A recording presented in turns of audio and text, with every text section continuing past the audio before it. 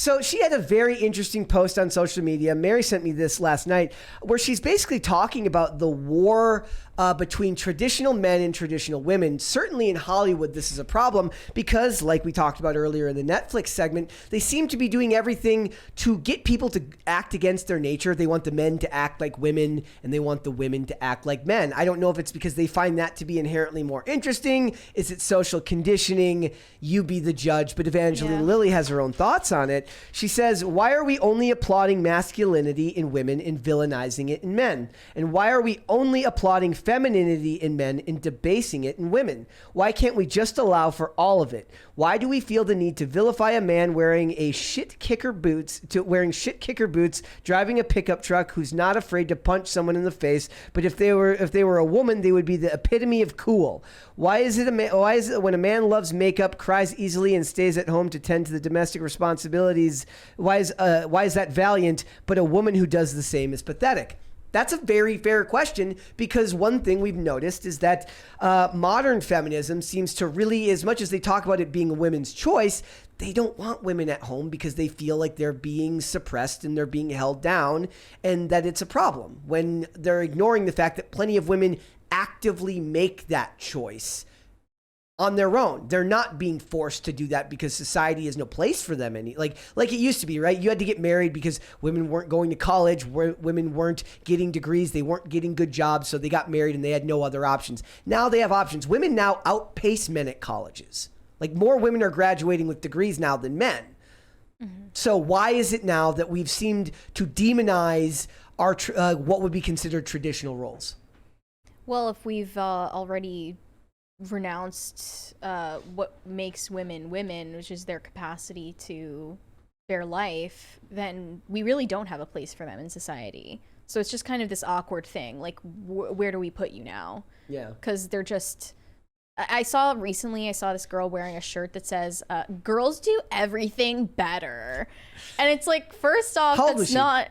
Oh, I couldn't tell. She must have been in her 20s. I don't know. So it was an adult. It wasn't that's something that they put on like a toddler. Like, it's more like a childish statement, but it was on an adult. And I was like, firstly, that's not true. But like, secondly, I don't think you believe that in your heart. Like, we know that there are certain things women are better at than men, and there are certain things men are better at compared to women. Yeah, that's just a fact of life. I mean, that's a question: is how indoctrinated and how aware of the culture is she? She could just be wearing that because it's a Yas Queen Slay shirt, and she doesn't actually think about it that deeply. I saw a mug too in a boutique that was like, "Never apologize for being a strong effing woman." It's like, I'm not gonna lie.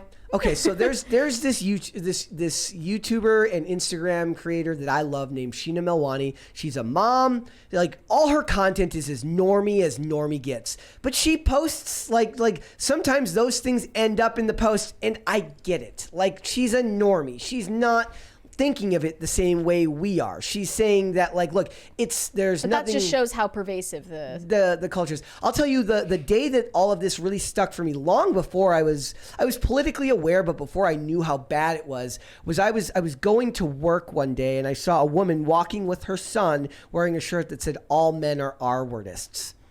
And that was one of the most shocking things I've ever seen in my life.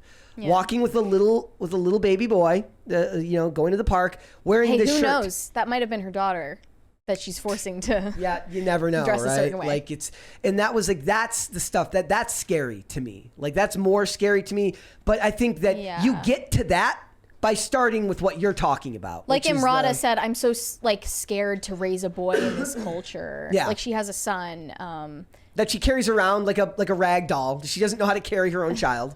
Yeah, she was like scared to raise a boy in this culture where like he's taught to be a monster. It's similar to the landlord thing I was talking about earlier. It's so overblown. Like, who's doing that? Like, who? Like, can they ever actually point to an example? Who exactly are the people teaching your boy to be a monster? They can never give you examples. If anything, it's her. Yeah. Reddit.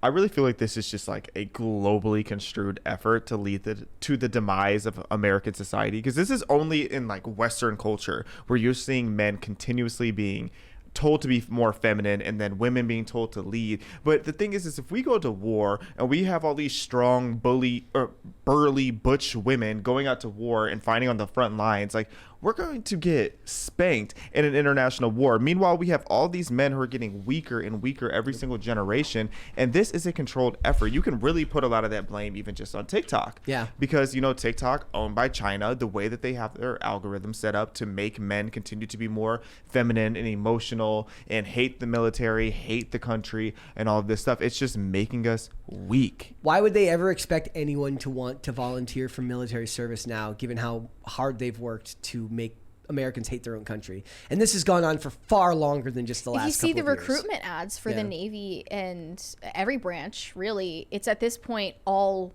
like women. There was an amazing Babylon Bee meme today where they have like a drag queen for it's all like minority women. There's a drag queen for the Navy spokesperson. Yeah. In the Babylon Bee meme says Navy somehow more gay.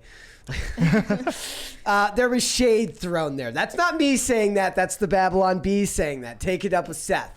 I did not say that. Yeah, that's not on us. She goes on to say, this is Evangeline Lilly. She continues, I think the truly revolutionary act is as old as time. Do not judge. She says that she's saying Jesus said that? As well as Buddha, Lao Tzu, etc. Did Jesus actually say that, Mary? Well, the verse is judge not lest ye be judged, but it's often misconstrued to basically mean we shouldn't have a moral compass. Okay. Let each be who they are, and let us teach grace and charity above all things. These overarching ideas are far simpler and more effective than trying to juggle the minutiae of judgment. They're ideas that protect us from the excesses of each person's vices while still allowing the expression of their self. Grace and charity are cornerstones of a thriving society and should not be abandoned. We need them like we need democracy, justice, and peace, and without them we can't have democracy, justice, or peace. Quote, in essentials, unity. In non-essentials, liberty. In all things, charity. St. Augustine of Hippo. And she put a bunch of hashtags at the end. She's 100% right about at the top of the paragraph that there's a concerted effort to change how we look at ourselves in our society. I think this is a lot of like jumbled up ideas that she's just kind of throwing out there that don't contextually make sense together. It's how my brain works, so it makes perfect sense to me because this is exactly how my brain works. Like half the time when I'm talking on this podcast, it's me trying to make sense of my brain, which makes no sense at all. So I give the bare minimum of like what's going on in my head because everything else I'm thinking is just a jumbled mess. So I stand Evangeline for saying this. A lot of people were mad in the comments. One person said, quote, do not judge. As she judges, eye roll emoji. I mean, but that's how they fight back with everything, right? They're like, why do you care so much? Like that's what they say about everything. Because we have to. Yeah. We have to care because you don't give us an option to not care. We can't ignore this. And I'm one of those people that I am so very much, I would be in their corner if I didn't know how bad the culture was because I am that person. Like if I see an adult in drag, I don't give a crap. Like I don't give a crap what you do. Like I give a crap about it being taught about kids being brought to these shows. I give a crap about the culture as it wears with our children because the children are the future. But for an adult, it takes a lot for me to judge you. Like sometimes I even think of it as like it's like a form of narcissism. Like I got my own shit going on. I got my own things to do. I don't have time to worry about whatever weird stuff is going on in your life. If you're not hurting anyone else, fine. But the more we've done this and the more me and Mary have talked about these issues, I do understand that taken to the extreme can be bad as well because you're not pushing back on things that are clearly affecting things. And it's finding a balance in that for me that's difficult. Yeah. Like I think the ultimate outcome of live and let live is going to be a society that doesn't have compassion. Because it's ultimate individualism. And I do think like a lot of people, like I used to, maybe I've come to terms with that more, that I would have thought of myself as compassionate before putting too much thought into it. I don't know if it is that I'm compassionate. I just don't care. Like you're allowed to do, like, it's not, you don't need my compassion for you to do whatever you want to do. You just need to do what you ever want to do, not hurt anyone else. But that doesn't require me to care or be compassionate about it for me to not bother you. A lot of these comments from people pushing back on her, I just feel like I don't live on the same planet. Like what? This one person said that they're a gay man who presents in a feminine way, and they've gotten pushback on it from both inside and outside of the gay community. They said, reading your post really is confusing. Men in society who fit the traditional masculine stereotype are extremely valorized still. No, they're not. Especially in comparison to those who do not. No one is trying to create new norms. This is a right-wing culture myth that has no basis in reality. That person is fundamentally living in a different universe than you right now. Right, like to think that men who fit the masculine role in society are valorized still is just like... Ask them who. I don't see any examples of that. That's just like honest. Depending on where you get your information now, you live in a completely different reality than your friends. Like if they get their news from different sources, if they watch different media than you, you're not living on the same planet anymore. It used to be you go out into the world and for the most part, you're seeing the same things. You're going to work. You're going to see the same things at your job as the other people you work with. They literally said no one is attacking feminine women or masculine men. It's just not true. It's cap. Yeah. Cap. So they're like lying. We see the vitriol all the time. But here's the thing. They might actually believe that. They might do. I think that it has actually been like statistically explored, like whether right-wing people are able to empathize with people on the other end of the spectrum far more than people than left-wing people are able to I guess step into the shoes of right-wing people, like on certain issues like abortion, for example. Yes, they're better that's been able. Proven. It's numbers wise, it's proven that right-wing people follow more left-wing people on Twitter than the other way around. Yeah, but it's more like, are they just doing more of the work to like own you? Well, the right aren't trying to be like absolutists, because like on the left it's very much like a cult. It's like you have to be all in or nothing. Like the second you go against the grain a little bit, you're kicked out. With the right, they're a little bit more open-minded on that, and I've seen that from both sides. Like since I used to be on the left, I remember having so many conversations with people on the right wing, and like it would be a healthy, calm, collected conversation. I'd learn a little from them, they'd learn a little from me. But now it's like I'm on the other side, and the second I say anything that goes against their narrative, I'm just like shot down. I'm public enemy. They don't have any interest in hearing us out. And what I'll say to your point earlier too is there definitely is, it's hard to know whether or not it's delusional or intentional, but there are people who really just live under a rock, because most people, again, like they don't watch any other, like they don't watch the other side's media, and a lot of our media isn't even trustworthy, even on the right, if you're going to be honest. Not at all. And they get their sources from the blogs that they follow. They get their sources from social media, what's trending, all of that. And the way that these algorithms work, they don't really show you too much of the other side. Like my algorithm shows me more left-wing stuff than if I was on the left, it would never show me right-wing stuff. Yeah. So they're only getting this perception that they're seeing online, and people never go out of their bubble. So they really think that's a reality. Some of these people are delusional without even trying to be. So there's obviously room for improvement on the left's tactics of like cult-like behavior, casting people out and shaming them if they step out of line, for sure.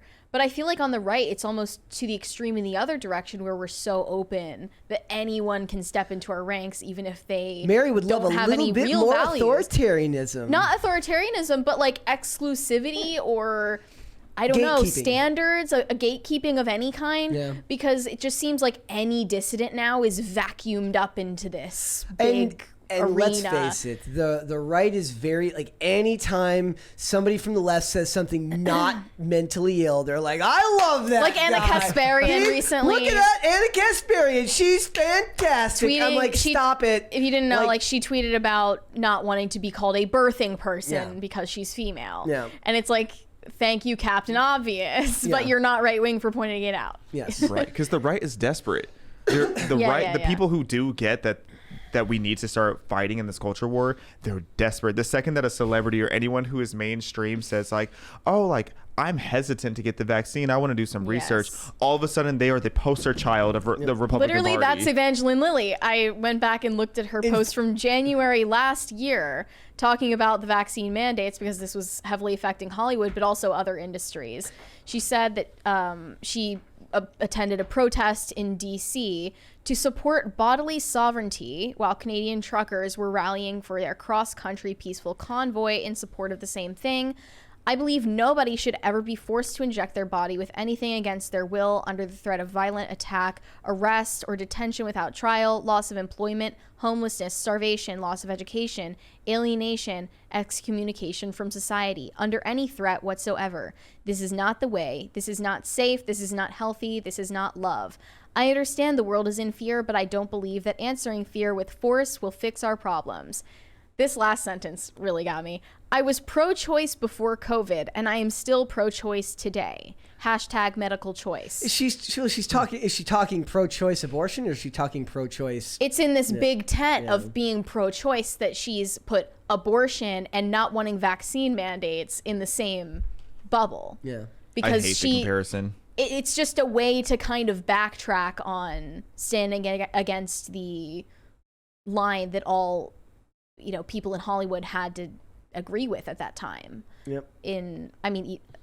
Especially like 2021, but like this was in January 2022 when she said this. Oddly enough, she got less pushback than Leticia Wright did. Leticia Wright got more pushback because there was religious connotations to her pushback to vaccine mandates that got her a lot more hate on Twitter. Leticia Wright was like earlier on though, and I'm going to call those people racist for making those comments about Leticia Wright. As you should. Yes, those people are racist for doing that. Didn't she imply that anyway? No. I don't think so. She implied that about the vaccines. Yeah, basically she's saying like, look, I don't want to be experimented on. She said it as a racial statement. Yeah, I was just like, we've been experimented on before, and I don't want to be experimented on, which is fair and valid and completely reasonable. And people were like, well, you're an alt-right Yahtzee and you're a very bad person. And I was like, really? Like, and then they were saying like they were trying to get her kicked off of Black Panther 2, and it was just very weird because she got very different pushback. But no one wanted to kick Evangeline Lilly off of Quantumania. You're right, though, that yes, I guess Leticia Wright's happened earlier, so there's probably more hysteria building at that time. In 2022, people were starting to calm down, and we had, the COVID amnesty. Yeah. Please.